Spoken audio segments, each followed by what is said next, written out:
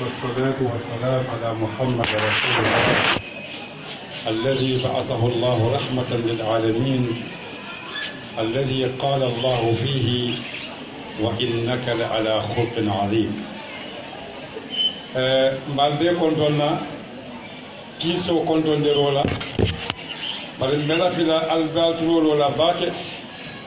كاتم من كتالا على كمايا أتول بلو كنو أتول بلورين بي سوما أتول بكلا كيبالوشي أتول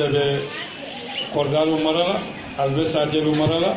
ألبي بانكو مرلا من سكوندال وتو ألسال تلولو باكي ألي الله diamolo tenkonde damande kaatu kacane mun tolu bela na falti e kata ustaz ban e kata dindin ban e kata taliboti o kolambe ala tentula subhanahu wa ta'ala ala mi yalon kanyan tentula kaatu atade enda ay min kamma wolom kala ya maro ke duniya kono kabulala kila no sallallahu alaihi wasallam nyen kammala duniya baluwote dia ata program wala sodlaje alkiyama ni wulita naye kunin aye konte bo ase joku kende bala sayate mento wala mo tije school tije kote exam tije e be kala man sakirti aljano kono oto fon fembe sambala wal silo kan enyanta o ko sobe mutalala enyanta o ko lonnala aldum be tembo minto madama du wolum alka wulde kana school oto fon ben school o nyanta di dalla al nyanta al hakilotu laje bakele al yakara namera mandinga kan kata wala mutan gon o kola be skulu la principal o konton na bake Mr. Joe yala ke kende ya fonya nana sutumo to kata nyawonya yala ke kende ya fonya alama ala ya jo alama ala ya mende palaso to ala palaso tikandi be se ka ture fanan konton na ayakata bake benno ma mambulano nyen kambalantina bi bewoke mbese sijan momoy mero min to don sadi nyonna benna seku ba kontonna buluba la seko hayna lori ustaz kunda nen tica kunda anen skulo la do kulalu be konton anatolu be skulo la konton diro ko tayande la katu sangwa san e se jiko ston la goto kan kele nyin kamala kana miro men dambulu anen fana al miro men balbulu se benjan se kacha se non so miro la do se yala mamen yalon koy malon nu do salo min yalon koy malo odona kita wonyama lafita hanim bi kali kili aliya tulo mina kumo be fola ya kacha min dinnam be diamula minto o kacha wolom corruption o koto mo mena di manden ka kawoto akoto se ke tinyaro tino akoto se ke no tinimbaliyati akoto se ke no faniyati akoto se ke no keloti akoto seke fanan kamolu toñi kela fengol buuji wolon suñaroti akoto seke fengo fe yalon ko atem mona fala abedunta corruption ole kono bari ni ko Gambia corruption o mo jama kalmira ko ni mobe office o kono wala man sakunda wato la ka corruption o kato halika sifatan fansoke ndemo mandin kole tin televisiata be ndemo jola tin televisiata doti ndemo furol tin televisiata doti abe wa nyamal hane momo ka oke ete mariya corruption wala walakin momo ka faniya fo mote duniya min faniya ne man fay bulude bari kana kira mechoti o be mo corruption wala atol student wol na the exam wala student wol min ka sunyaro ke spailing alfon ka kili wa nyamal o be mo corruption wala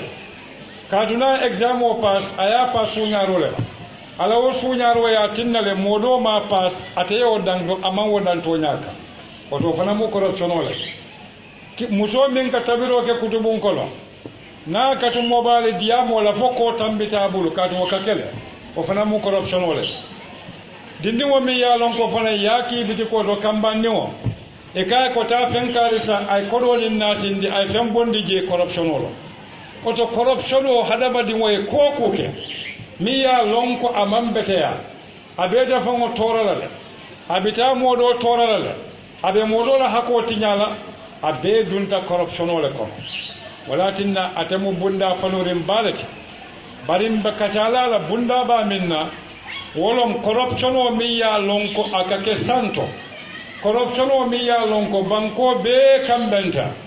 e koye ko neta do kuwal mbe jola nin kodi balala yow do kota eta kali qur'an wala télévision e naaloy ka mool ñaabe ka duniya be ke juube i qualité ko n qualité ala la min yenda ye bulola qur'ano ka i konte yen sasidin do ko minna mba kala ñaamal nta tilim baliya kala je nte fasaro kala je yalo nin kumo kuliyata ba kala de nin wawato tambita doron kali kili womari ka suñaro ka hani min bije sanje mu wan abuka suñaro walakin na niya korotin na dulalu to wajimano ka do ko kele sanje mu wan ala joman kafu ala alhalo man falin ala batabe kafuka bari moye palasi badi ala doron kari kilin doron nabe nyantam bungo kono isiaja ay bunjawolo oto corruption wona taje kato ala joma tinna ayo bunjawolo fen jama ka wala ke konote mabula minna do kalita le kate wokel corruption o mu kujaw balati wala tinna na façon faliya corruption o siyata mo kunda wo mo kundata corruption o siyata banko bankuto a banko na e simfa kilinta 1 inch ahead na tamata simfa kilina 1 step aka simfa tan nake koma backwardness banko corruption o metaje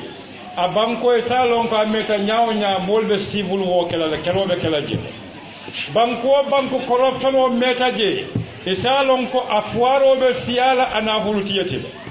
banko corruption o siyata je e salon ko molbe islamo kala nafiki yala kan ibe salila bake ibe sadabo la bake bari ibe kuriya min kala kullo kono hani iblisata hani la kala banko mi yalon ko corruption o siyata je moluka min fay dala ibuka bara isufolula moluka min fay dala abuka tare ganiyoto moluka badiya min fay dala abuka tare kono moluka ku kendo min tandi molula ibuka ke ala kamma e kake molle kam corruption o mambeteya walatinna ni ala yamma koy ala tulolo dindingol jamano min tambita ye ku kende bake koma jamano ko foloto kebalo ni ye karafa kodo la misalo kammal ye karafa kodo minna ya tafu funto min kono wala yake kalpe min kono wala yake fengo fen kono ni nata wo kodo nin wo funto e ka wala murundi bari bimo ni ya karafa kodo la kaminake wo kodo abado mola abela funto janila ni nata koy ko sungolla ya busi sungolla ya sonyanko ngam misalo le diyal oto kulum kebalu wolu man fengole kaminkili corruption bari bi jamano moy corruption ke minati Gambia na diamu Gambia la katul tolbe wala kono Gambia corruption o tatale fakata molu la adoti sai moli ya corruption o ke dinkende yati ifawal kamman salimo fo ikoni so yasiti damin be o ka balu wala to wonyon kuma nore mo fawo man soto momin kawo fa dala wo fango man kende ya samba kampama kurantolom na samba kampama ya pengo ay kende ya katu wo moya fango misali ni solela atemu molati ala ya bunya ala ko ye suratul isra qur'ano ko le ka fo soro mi al isra ala ayatan wala ala ko ye ko wala qad karamna bani adam amandan ka fo ka dantede ala kalita la kon kalita na sembola na hadama di wonde dale na bunya ay hakilo diya wo mo kilimo kana ka fo e ko ye be on siti dama ka balu walla ajube de aya fango misali be wala aya fango misali nyama nyimilala aya fango misali nodo molala katu akamin do mo nolo molla kodo ye wala kafun kafu ya tata do kola ajube nin ko bala fata bak ye mota yake directote ikajo $10,000 o $10,000 ite Gambia dingo ifa malaka o tax jo wala mpojo ikaw $10,000 di wo marila ite buka hani $100 sotono ye pajero moto diala ye petrol o fana na kupongo diala o be kon akalela banko la kolo corruption o kala yalo ko bala fa warta bak na banko kullo min bije munatin nan bukata nyato a kullo mu minti corruption o le siyata nin corruption o siyata da ye momo kara fa palasola aka fo le mbatu na do mon kono e faja libe mbayla mo buka do ko ke banko la nyato ta kamma molu be ka ke la palaso le kamma walatinna Gambia corruption o sababol min ka sabumbe o fulale o kola naal bondi duniya na samba alala Qur'an o kono corruption o e minake kunun anin bi anabe min kala soma nyin kammala alsal hakilotu alkana dun corruption o kono alla balu o kono alkana suñaro ke exam ola nin tijal fanan kali alna study ke e kana bori school e kata e kafo e sasata abemu corruption ole ta school man ta school corruption olom kaatu ite la wulula ko ta school ye fani ya fa yalon ko aladu yalon ko e fani yalafo ye corruption ole walatin da fanu tabakel so walatin da dindingol alala kilol ntol Gambia jan corruption o ka karande birin dinding Nigeria wala man salimo do bi jako ni sindimo kan ni siba dale jube nabe nyamo nyimi kan barin tol la janna kunna falinde madama ni siba ka nyamo nyimi oto ni sindimo fana nyanta nyimi dal madama director ka corruption o ke oto dindingol fana nyanta corruption o ke lan tol ka tamandi wonyama anyon kuma fure wo man soto isamo e wati jama e koy ko programme wala be kering workshop e ko leadership training e be dindin wala karandi kan soma e be kala nyaton ko te nyame ibe mo karandi la nyaton kayala nyaadi le man jika kendo diala o bala fa warata le kamo e Gambia mo kumma balu ika foko alnata workshop la alnata 3 days workshop wala nata dindin wal karandi leadership quality la wala mankuto min nyannata la nyaton kobul ite keba min ka woke mankutu tete bala min ba tandila dindin wala ko ite nyanta karandi la nyaton kayala nde malon tol kata dami ninte ben nano e ka bondi television wolto wol fawol man kende ya sako min kata workshop wolto min te bulita dilano min te foloto kebal ka molu karandi jikola e jikole la e buka mol karandi nim bulak bodo nin diamu kensa wonna wala tinde nin ko bala fa warta bakel so dindingol atollon problem woti sain bare atolle fana mu solution woti sain bara albekala solution woti nyaadile wala moli tara minibal nyaato ya tandi alla do ko kono jiko kono diamu nya kono ku kenyo ya kono ko corruption o ka banko samba nyaatole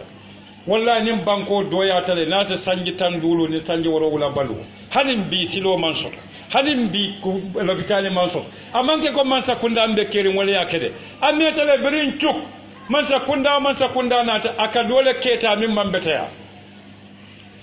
mansa kunda fa wadam mabuka banko doku banko din wala ka banko doku talibe bijan student ni dun da school o kono somanda akata yek nyamo bondi ye fennori mo bondi school o kono school o be seniyala momo be sede la sokoro ni fennori mo je kayto funto songo fe yaaci ka ya bondi silo kan tati be seniyala so ninno mu ikan molu karandi nyato tala tenne ibukata hotel o to do iko workshop wole be mbulu ikan mol karandi leadership quality juma tubabu leadership bang katu tubabu wole leadership lonne de katu wol ndi hale dala sikilin sunya newspaper sa bondi ni abonda seritai barin tolla nyaton kolu buka kontani foni ena de television de ko ye sungo wala ye samba koti ko ye sungo o wato le ka kontan ka tambi fongo beti ni kay resign ate so resign la ni kay minom ako dalili te molbul ngol yaaje be sunyalo problem wole be corruption man betea amanke kodi sunya dammati jikanta ya famu corruption wole wala tinna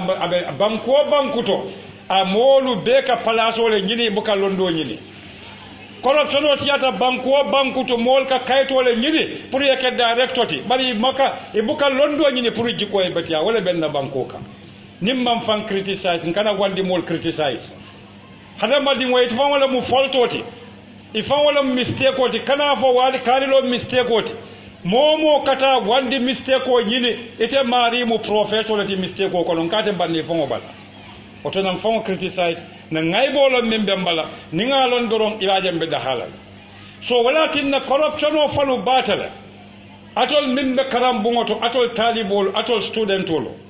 tijal lomban ustaso lomban tolu be min kadiyabo na kata corruption o ka bankaram bungolato dindingol nyanta karandi la karam bungol to ko corruption o e bang akaba nyaadile talibolu kana jef muka manyake miya lonko corruption o lo na fon kale corruption o mo minati femmo fembe hakilo tinyala abe jiko tinyala abe balajato tinyala abe wandi hako nasila ibe fengo fola min manke toñati ibe fan tandile ko min be bulu o tumate bulu o be dunta corruption wala bari mbina be fola le moni asabu ni be mu jamba solti ka kumo dayele jannim be dunda minum corruption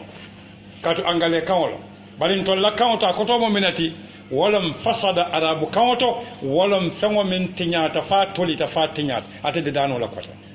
dum corruption o kamunte le ko dolo anin tay anin siga anin kuruwo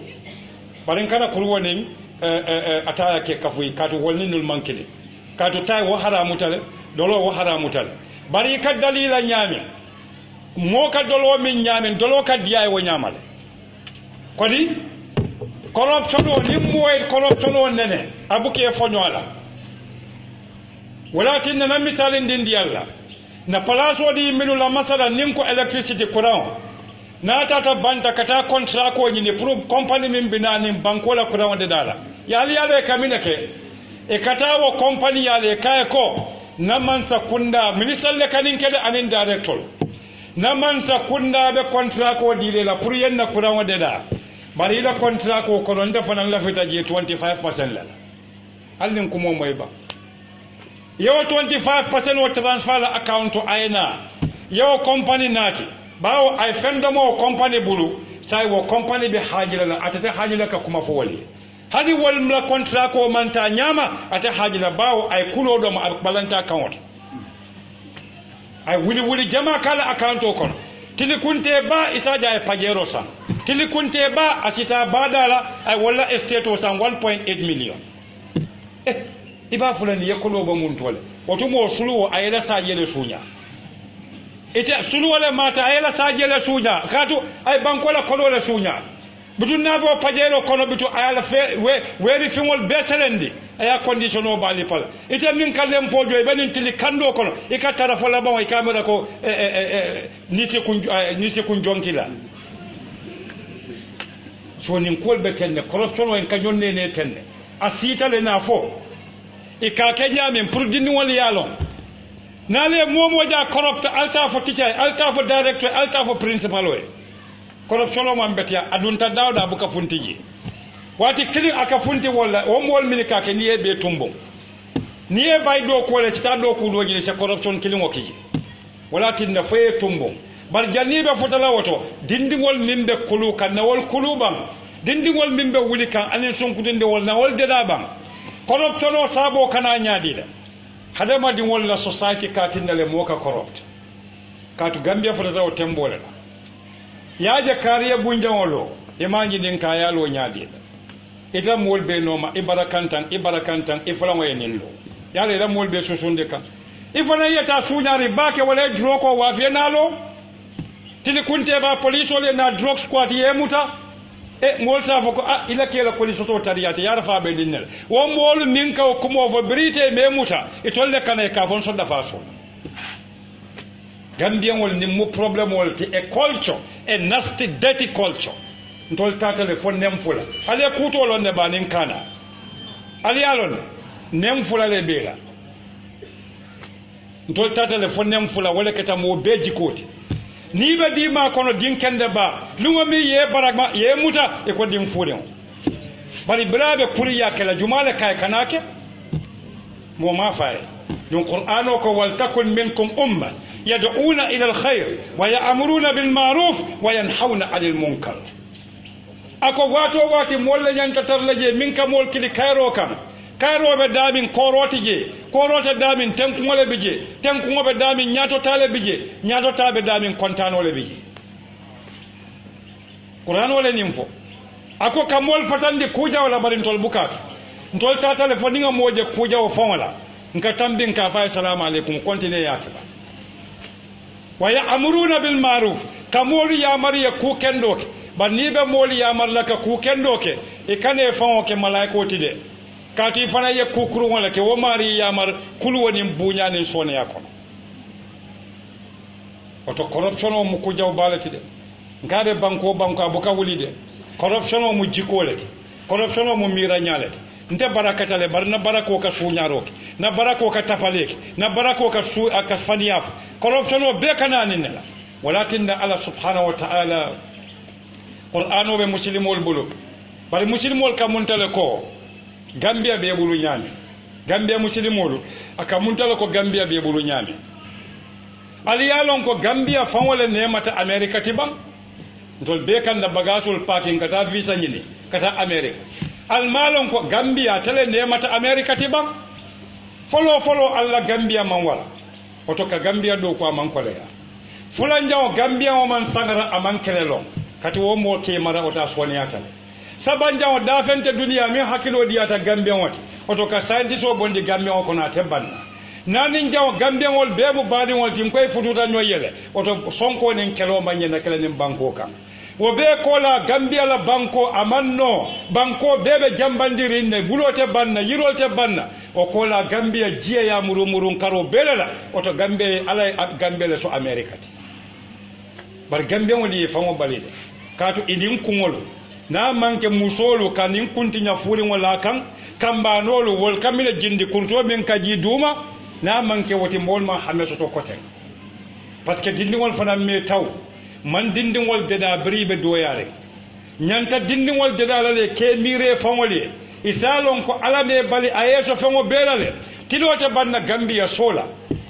jube ba mol buka sola ka kuran malaban gambia tiloni yake sola ti da hata baji o fankaso di atlantic ocean nyete bannaji river gambia mu jisele ti seno se kala bari gambia on famo tano mo minti taro ye bala nabe do kola gambia on la fite kasi air condition le koto ayala tapala fa mburo kala so kono ay bota ke woto anala malo muntu e ka je kandindi menna ketulo bala office kono bidita ta wato wati ay fenko landi jang funto landi jani wo tapala fa ne wo tibe nyonda wo be kola tina suñaro ke molla kodo la kate mu direct mol ko te tarala do ko ate bennano ma fo mo kanati air condition ko to de ma fo mo kanata pala padom bari air condition nin ta pala padom wato le bela anin ti wato le bela ibe air condition ko ne be suñaro fana ne wo suñaro diata la ko na mira min nyanta suñala wolom jumati min be kando kon bari te air condition ko ne kanna ko do suña abe mu kickback fleti ila nin commissionol mi kaji nin company bulu hali tata do ku nyino le safa ko nje do ku wadi la bari la salary follow tala ni tema ba busundan do mo siyat bari mo min ka busundan do moy fane saji yo fatuma dol bije bari ko da saji fala kam wala saji busundan do mo doron wala tinna saji el banta gambia bal fanam banta wala tinna banko mantano dulakile nim busundan do mo la bal asiyata banku to be on ka banjele akoto mo mente corruption o siyata dawda mol ka batale mo dantande kana faso to banko la na fulo walakin anna dunna qur'an o kono ba de san malaiko le nim folenu walakin the word fasada it is corruption, it is destruction. Corruption o qur'an o me de yala sinya tan lulu ayanati sinya tan lulu qur'an o e corruption o nati imma ka hakilo tinya wa imma ka jato tinya wa imma ka niyo tinya wa imma ka hadamadin walla kunda tinya. Allahu akbar. Qur'an wa me biala no alonne ko hadamadin wo dronna mala me choti sako hadamadin wo mi ala mankita ala ko kono mol tata le folla bon corruption wala sababu do mo menti nim mo tata faya mira ko nabala office ko ala bukaji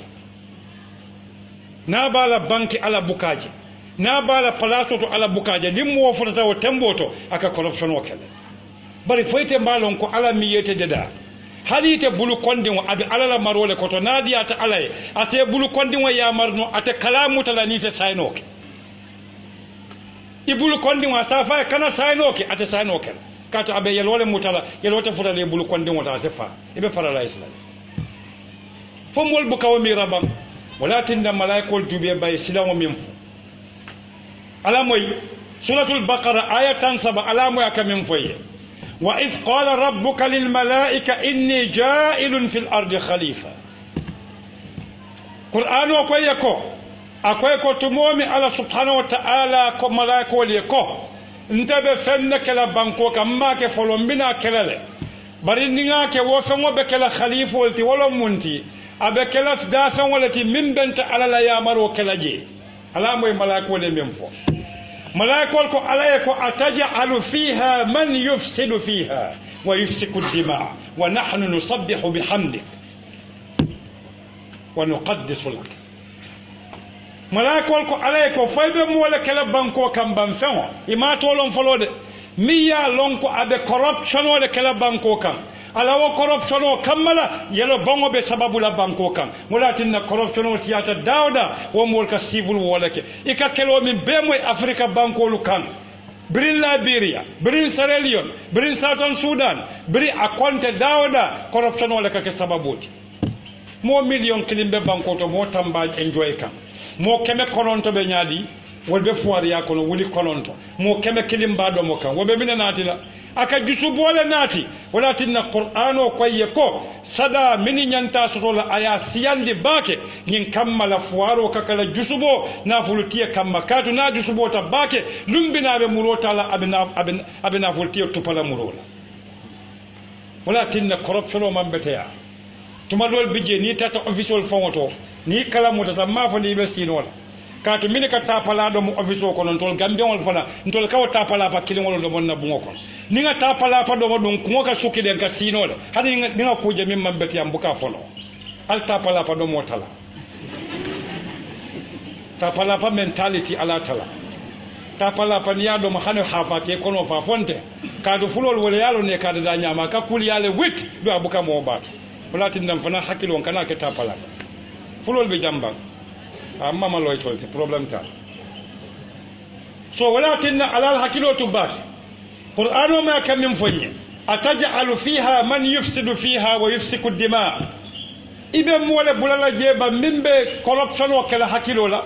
abe corruption o kala hadama di wol niyela abe corruption o kala hadama di wol balola bari kan niyo corrupt nyaadile hadama di wol niyo ni lafta corrupt la wolom ikadi diya fengol le diyala mimba fango baramala ya bula dolo mi kono ya bula tay sabola ya bula koma kumarol kono ya bula kata molla ngaybo nyidi ya bula kukuntangol kono nin talibol mu studentolu eta ay kaspalinke wala kata ka fo tica ente simola kandi min sasata malaria le muta otumo fentela iborta eta ta couper dam fo le man nasko o be mu corruption wala abe mu bira jawole ka hadama di mo hakilo tinya anin ka niya tinya ka mira jaw ka niyo kono ka niya bondi ala noma ka niya samba setano noma ko min be kerin duniya bi atolla jamano adiyata baramandiya alla jamano diyata amandiya ni diya siyatale woni diya dun alaban laban tal nafala min ya sabu ikanaje alla ni mobile nafa siyata to bake ni mobile social media jorangolo min sal nafa bari mobile o tata lefta bon faketa fitino ti gambia wolka du yani mobile o je corruption o min ka kacha ni mobile o ka ke sababu ti la ka corruption o nati ka to ni mobile o ni dunta internet o kono dula dol bije website ol min ya lon ko wol buka fen tandi fo keni musola kuntaya wol buka fen tandi fo dolo min na ni juken sen nalla don wol buka fen tandi fo ka fay ko 419 kuru ya ba kala nyame du yaaje min bete ya min jawyata dindi woto wolom dindi wo kana son aka kuriyaje nin dindi wo ka kuriyaje anyala ata kamera ko wolom kubetoti na ke bata woto ko ni ka kubeto fele aka fay hani yente kala di kuriya min na wolom kubeto walakin corruption o malaikol moy kamem fo ataj'alu fiha man yufsidu fiha wa yafsiku ad-dima oto yara fan corruption o kamineke aka tinnal hadama din wali ya keloke nim wali ya keloke yala bongola kije yala bongo dun kamina sata dol fa kafa dol baye fa dol kotwaye fa dol domale fa oto corruption o bambete ya walakin suratul baqara ala yamar malaikolu e yamaro kaninne folola bari jumale nata ke corruption wala nyaton koti wala iblisati bari ala ko malaiko le sujudi adama e kabunya iblisa ko atata kala ayala mina kan ako ana khairun minhu akon telefisiyate ko nay sujudi miye yente da dimbalela ina tawde da munna potola aljam moy bang momo corrupta ike miraten momo ka corruption ok in iblisa den tabakilim fakilina yalo muni asa momo ka corruption ok itaka fo molele ko tele nyamentalti nte musumo men te nyamentale niye molla kodo sunya e bunjawlo isa fo e kon tele fisiatal tin tele la kolo siatal oto ni iblisa be dentale oto corruption mu iblisa yalete bari adama jube ba mi yalon ko afananta ta fanyita alala ya marola ala ka ko tenkun gadino kono bari fenkilin kana woke domoro ke dawda diate ye bari fen kanake oto atol talibol fanan madama albe dindi yarin alkabo alla suwo kono alkal kana school alkana sulu wala silota ale school silota ale sila do dundiji ale kumo moyde na alkal bata suwo kono kana school alkana silo jenkende kata kudoke adama wala kata la arjano kono ala kay ko fengo fen diata ya domo bari kada ku kilinki o to ita talibo ni bota suwo kono e koy kana school kana kudoke na school doro ni na da school ni e bandi sila suwo kono o to corruption o fela minke adama la adama ji ama atanjina telefon corruption o ten bar iblis alom corruption wala corruption o aya fon wara kato aya jele ko ya tadda dimbale la ya adama da potole la mol mili kanna kodo sunya e kata mo korob ringolti e ka wala fontol fananya e ka fanyela kon na bunja wala nyinyate la bundi ngote na motole nyinyate tati o ton telefonam fisiyate tete o to iblis abadi wala moy nimbata o to ta suratul baqara aya keme fula aya nani aya keme fula kata fu aya woro ala tuloloba ni corruption o be banko ka kamine ala koye ko wa minan nasi abe molu kono man yu'jibuka qawluhu minna kumo ke kontani ake kawa ku yandi fil hayati dunya balu wala kolto na mari dia mote safo ko ni mo masters leti PhD abata mun tole University of London, University of Oxford, University of Gambia, University of Sierra Leone, PhD te banda, masters te banda, BA te banda bari hadisul wo fo wala masters le betiata man jutu masters la de bari wo mo fo wala mo problème woluti katu londo nyanta jikole dilete la bari ni te man jiko soto londo kola o tete lo kayto na fale wala be dim banko ka ye corruption o moy dawda siata moliye min karan ima londo soto ya karam pruka palato soto londo nin karamo mankilin karamo wolom ika kuol karan priye long bari londo wolom ye min karandi aye yeleman polatin na karanda siata dawda problem o drone ka kije bari londi tie siata dawda tenkumo le ka kije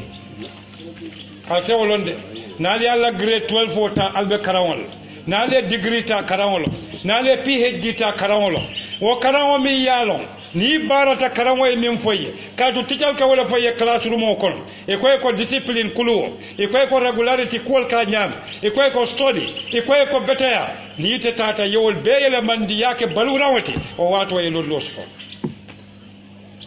walakin nan to laja mi yembatande nin non ngol ka karawo ke pro place o kamala ni place o so to sunyaro nata ye momoje camera ko ateman wulu atebota sawolta ajolonta nata Gambia mo bebe warari nga fawola walakin na nimmo koropta ni ka warali kato iblisa ni waratale iblisa nyom fen warari ngota keri walakin aya do to ako alaye ko nteda sujudu la fawo ye min dada tinan ka ke pototi ajubi ay kuma kunta min danteje nte sujudu la fawo ye mi ya lon ka ke ta pototi imaje corruption way min ken na mo kunda society kono Gambia nim fuaro fata wala fuaro e kulliyo soto fuaro de malakata wo sanwoto ani wo kulliyo bari nim banna nin nafulu tiyo fata nafulu tiyo mi yala kono soto corruption wala e ka parejo pajero le jelori ala sanwona ala kulliyo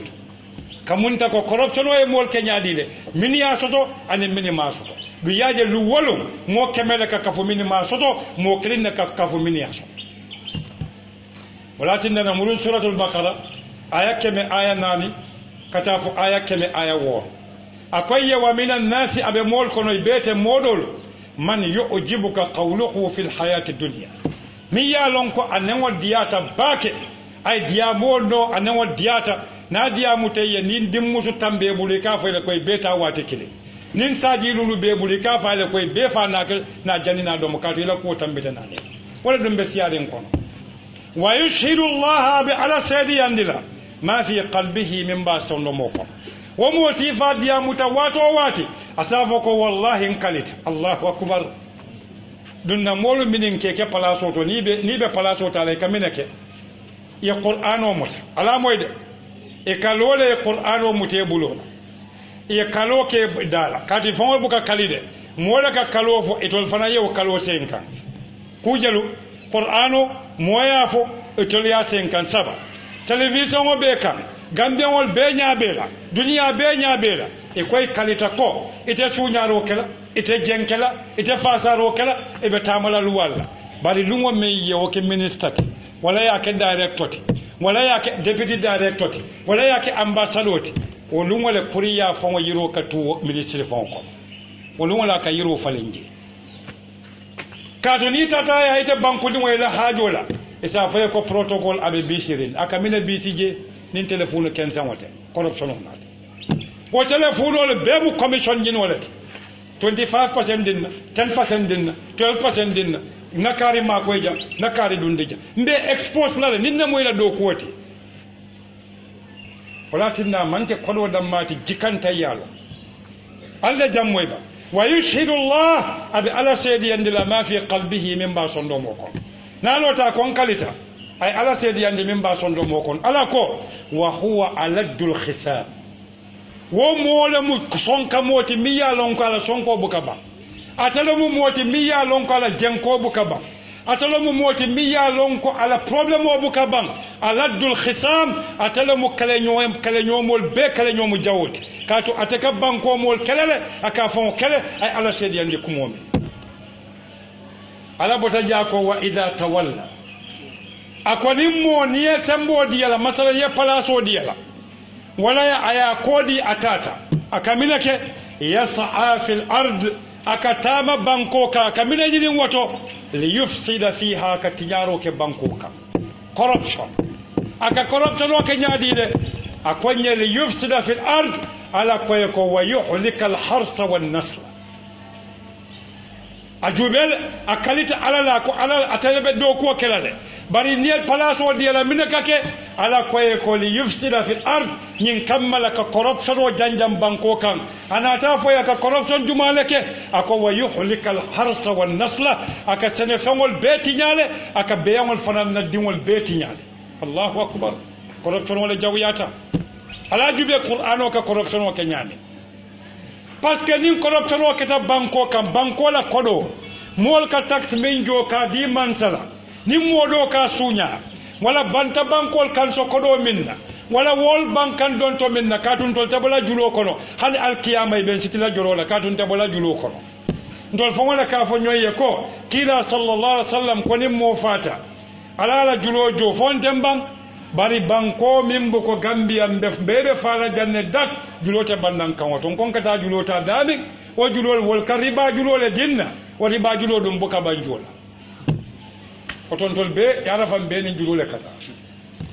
bala fa bala munindi wala tinna niya kodo dila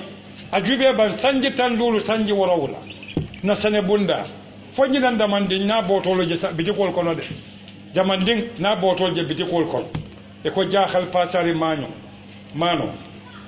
e ji sebe momin bulu jemi ya lon ka te banna ite me la mano seneno oto mini ya tinna wo mano man sene muni ya tinna trato manna na mo jelleki atol talibol studentolo na mo jelleki university karawala private agric science kara na mo jelleki bari mol be nata halin bi mo fango man gambia ne muno ka bondi gambia ne muna yato ka ke international ne muno halin bi mo ma fanye konna dutol kurango minke mutambe boro bola mun tole halin bi mo ma fanye ko wulol mi yalon gon ke jalim ba sopla nyaadile halin bi na agric scientist ma fanye ko nyantan na yirol kala nyaadile pour ka foko ni sama sita yirol kadin hani na yirol kuluba nyin kamale kadin sam karwa kari kono kadin halin bi mo ma fanye no niamo e ko expert wona ta dolo abata bandale tubabo ne karani ne ki tubabo ya iman karawono inate ko pi heji halin bi tubabu diwo kana akade karandi la banko kan ko dite be kende yari corruption wala ka hada madi wo min buke mira fawe aka muntala ko falwo min fata amanke falu balwuri wotide ka to falwo nabe balwuri ake mira de ni ali pa ka bolle na nyamoja ka do bari fali fari wo molka koronto le ka wobade momo buke mira fawe fali fari wala muri wala tinna londo imira mimbe sambala nyato imira mimbe jikode dala imira mimbe molude dala imira mimbe duniya de dala imira mimbe mulundi la alaka ninno mulundi toñaade wala tinna nin corruption o keta banko min kan asene fengol buka barakano wala tinna ala ko nin momi yalon ko akoni momi yalon ko a corruptale na tara place o diala wala na ya kodi ya mar kendola aka tama banko ka kamine kije aka corruption wala janjam banko kan na ya janja kamine ke akoli wa yuhlika al harsa aka fifa wal belatinya wan nasal an beawol le gambia nim banna salwo ci da nim beawo man nante banna kala oto na house animal husbandry min ye beawol kalam veterinary science ya fonye beawol be kulula nyaadi le siya gambia kon bari corruption wala ka kodo min man saka bondi allocation o ka kere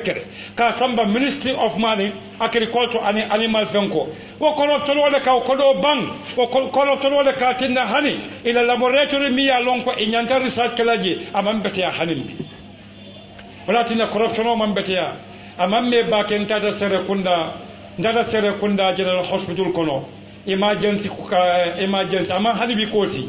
emergency walo kono tata je na hadama diŋol je laari ntenin min naata ñina tantala le na hadama diŋol je laari ñaamin ñina tantala le man sama woke de ye min kada fa lopitano la wala koropta wala tinna woketa woña hadama diŋol ni ye je laari koye ko mool ke la tenne ke musu keba mini tambita sanji tan woro keba kotol e kañine tala le wolluŋo fon nin keso bente bulumbe révolution o kela wodo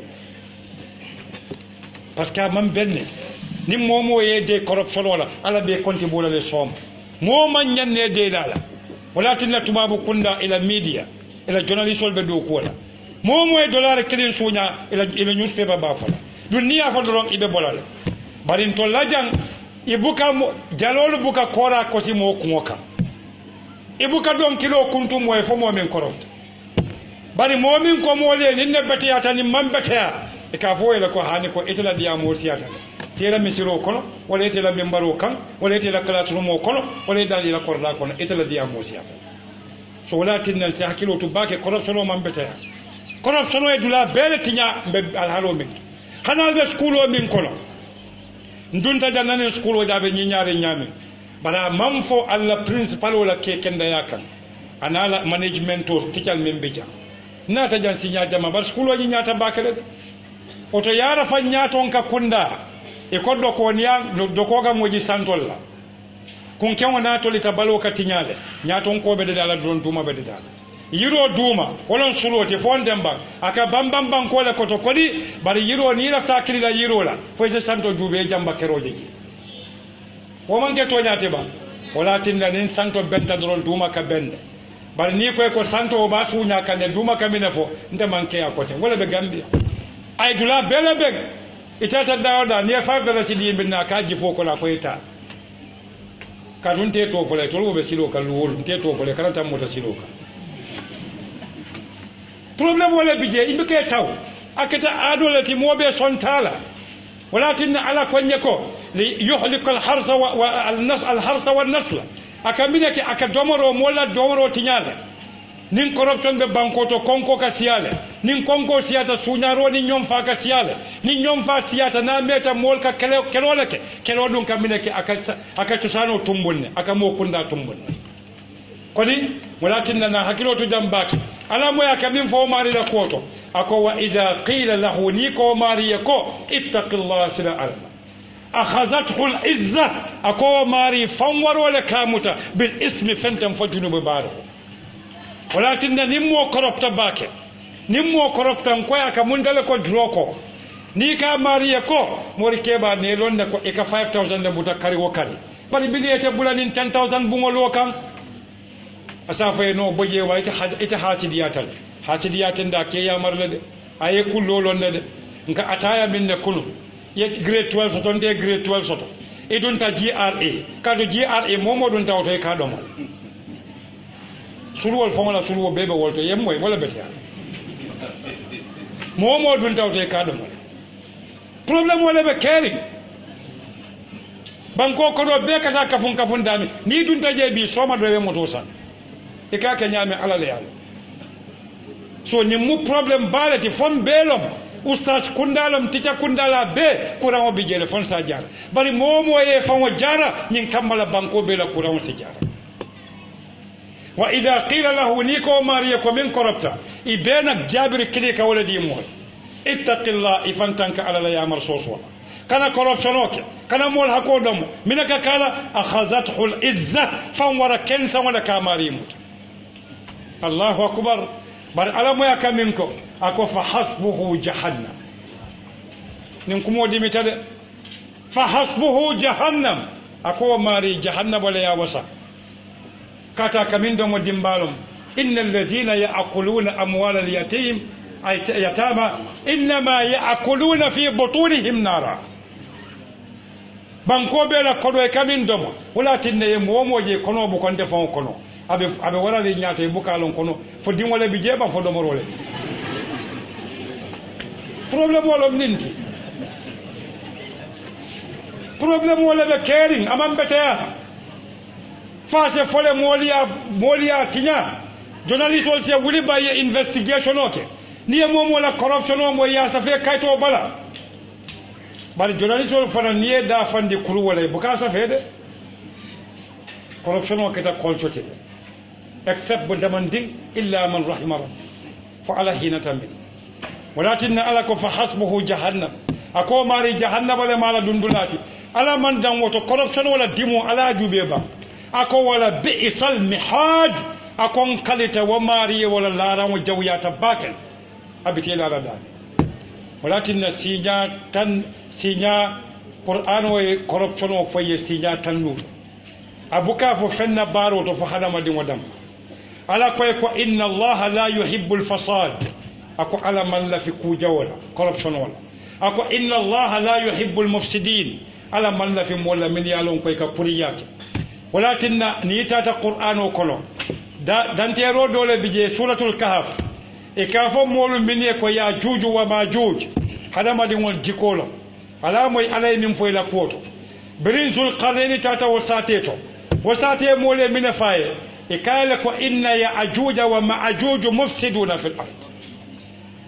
ولكن يأجوج ومأجوج هذا ما دين جيكولم نياك دولم كاتو كلمة الفسد ولم corruption قرآنو بكاتي فمبلا فهذا ما دين ولا بارو ولكن نيتا صالح لموليا إكافو كلاريا مو كيكندبا مي صالح على مولا ساتي من ينكم وفا من ينكم برama فافاتا على ما القرآن ومنفو أكو وكان في المدينة 9 رهط يفسدون في الأرض ولا يصلحون فيها hani beyaŋol ke kilimbaliya corruption wala gambia dun sa hakilo nin kona londo soto nin kona jika kendo soto nin kona dino e tama nin ko alay na batol muta alna balafa beyaŋol gambiyaŋol man balafa beyaŋol ngay beta gambia siloka ye falo do kundi yali pa faya barama yatu siloka ye wulota ya taki motola ya singo kati ya bula siloka ye nyankumo fa wala ya dingolta ya fa siloka ya bula siloka femmo dafa wati gambia wal man balafa sotola man to min man balafa beyaŋol ye abuka balafa yiroye mo min man balafa yiroye aka dimbale malala mo min man balafa yiroye abuka balafa fonwe mo min man balafa fonwe aka ke iblisa man balafa fonwe sako wandi mo alal hakilot walakin corruption wato kammala lansaro sita nselo jang nsafo sallallahu ala sayidina muhammad wa ala alihi wa sahabati ajma'in alama ala betanga corruption wala alama ala ya miro mo hakilot alama ala ya tol ke bayandi corruption o e bang alkana som moya dundiji nimmo koy ko ak kanaki drok wafo mu corruption wala tay wafo mu corruption wala faniya sambo mu corruption wala koma kumaro mu corruption wala ka kuma di molla corruption wala ku fa mole min mu toñati qur'an wa yebula wala ku kendo fo akoy ko wa kuntum khayra ummatin suratu ali imran aya kam ayatan to akonya kuntum khayra ummatin atol katanum atol manto bebete mati bal munati na yofo akota amuruna bil ma'ruf alkanyo yamar ku kendola wa tanhauna anil munkar alkanyo fatandi ku jawla wa tu'minuna billah alkatan dima limani yani alala ni limanata alala oto alay tanko dilale ni alay tanko dila ala koy kana ninke kanake katuni yake doron ibe ala toñila momo e ala toñi aka mundala ko dirimo min be dinko kono e ji kando kaka nafundi ta ka kenyadi atiyo be ka buruburu ala ma ala entan jazalla shaykh alhamdulillah